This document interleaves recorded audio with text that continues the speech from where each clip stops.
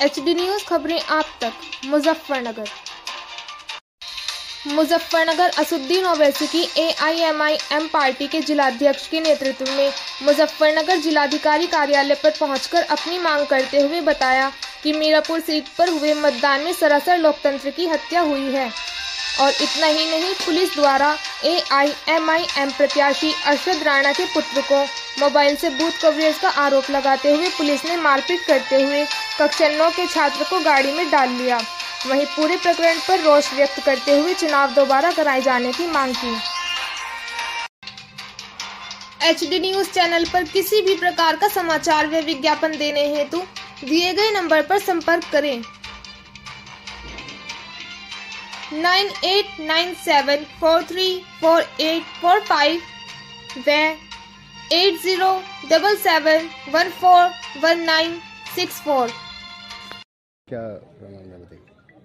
जैसे ही कल मैं सुबह चुनाव के लिए निकला, क्योंकि मैं प्रत्याशी था मजलिस इत्तेहादुल मुस्लिमीन का, तो मैं जोली पहुंचता हूं। जोली में मैंने देखा कि वहां पर पूरी तरीके से प्रतिबंध लगाए हुए हैं। जो भी वोट डालने आ रहा है उसी को ही रोका जा रहा है, बिल्कुल वोटें नहीं डाली जा रही।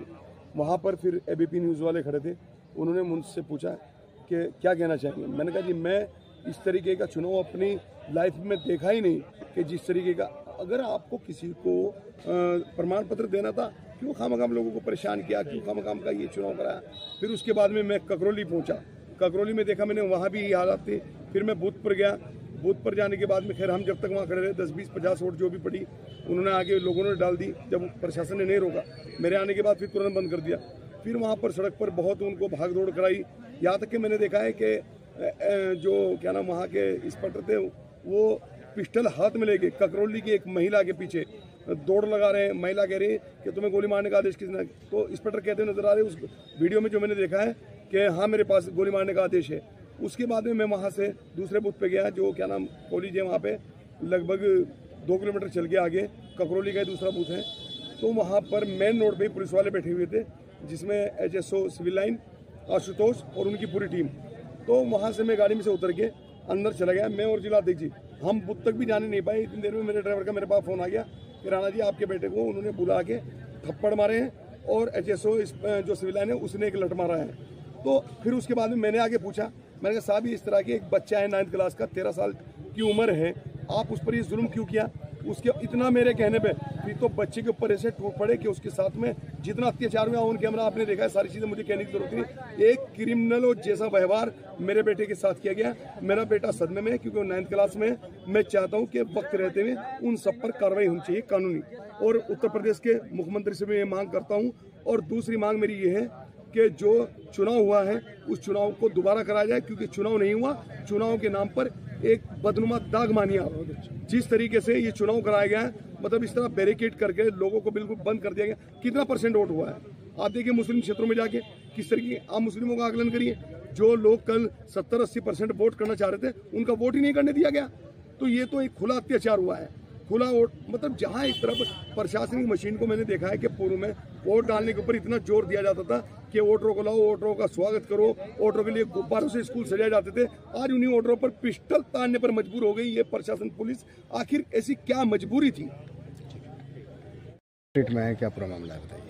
कल की शिकायत को लेकर है, जो सबके सामने नंगा नाच किया गया, लोकतंत्र की हत्या की गई और प्रशासन के लोग गोली ऊपर से पिस्टल लहरा रहे हैं, गोली मारने की धमकी दे रहे हैं।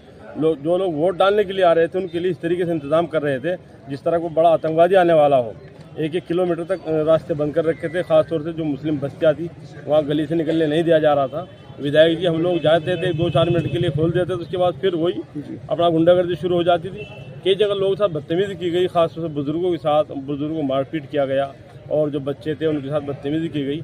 और जो हमारे मुल्क का सबसे मजबूत स्तंभ है मीडिया कर्मी, लोगों के साथ बदतमीजी की गई, उन्हें धक्के मुक्की दिए गए। अगर आपने न्यूज़ देखी भी हो तो ये जो हो रहा है हमारे मुल्क के अंदर, एक बिल्कुल बीच में दीवार खड़ी करने की कोशिश की जा रही है, मुस्लिम हिंदुओं को बांटने की कोशिश की जा रही है। वन साइड चुनाव कराया गया खुल्लम खुल्ला, सबको मालूम है। अगर आज प्रशासन के लोग या वे लोग जो सेकुलर के अंदर अपना जहन रखते, जिनका मिजाज है, वो भी अगर आप चुप रहेंगे तो शायद फिर कुछ होने वाला नहीं है। मैं तो ये कहना चाहूँगा जितने भी प्रत्याशी थे, जिन लोगों ने चुनाव लड़ाया, जो इस पार्टियाँ थी, उन सबको आगे आना चाहिए, अपनी बातें रखनी चाहिए, क्योंकि संविधानिक हक है हमारा वोट डालने का। जब वोट डालने नहीं दिया जाएगा फिर बचेगा क्या। अब मेमोरेंडम दिया है, किस तरह की मांग करती है आप? हमने इसके अंदर की मांगी की है, सबसे पहले तो चुनाव को दोबारा कराया जाए, क्योंकि चुनाव हुआ ही नहीं, चुनाव का मजाक उड़ाया गया है, संविधान का मजाक उड़ाया गया है। और हमारे जो विधायक जी थे अरशद राणा साहब, इनके बच्चा है 9th क्लास के अंदर पढ़ता है, उस बच्चे को मारा पीटा गया, जबकि उसका कोई कसूर नहीं था। मैं वहाँ पर खुद मौजूद हूँ, मेरे साथ भी धक्का मुक्की की गई, मैं पार्टी के जिला अध्यक्ष हूँ। इसी तरीके से विधायक के साथ की गई, उस बच्चे को पकड़ के जबरदस्ती के मुस्टंड आते हैं और कार के अंदर डाल बूथ के बाहर वीडियो बनाने का आरोप लगाया जा रहा है। गलत, बिल्कुल, मैं खुद वहाँ पे मौजूद था। और चलिए खैर, अगर वीडियो बना रहा था, क्या इस तरह बदतमीजी करेंगे हम किसी बच्चे के साथ में, जबकि वहाँ से बूथ बहुत दूर था, उस मेन रोड से पब्लिक जा रही है और भी कोई जा रहे हैं, वो भी उधर से गाड़ी के अंदर जा रहे थे। ये जो हो रहा है बहुत गलत हो रहा है, इस तरह नहीं होना चाहिए। क्या अगर इनको ऐसे ही करना था, फिर ये जो लोगों ने इतना पैसा खर्च किया, इतना वक्त ज़ाया किया, इसकी क्या ज़रूरत थी? ठाके ऐलान कर देते कि फिलहाल हमने जिता दिया। और एक चीज़ और बताना चाहूँगा मैं आपको, आपके चैनल के माध्यम से, कई लोग वहाँ पे ऐसे थे जिनके पास नेम प्लेट नहीं थी, कई लोग ऐसे थे जिनके पास वर्दी नहीं थी। वे कौन थे, उनकी जांच की जाए और उनकी जांच करके उन लोग जेल के अंदर डाला जाए जिन्होंने माहौल ख़राब करने की कोशिश की खुल्लम खुल्ला। ठीक है, धन्यवाद।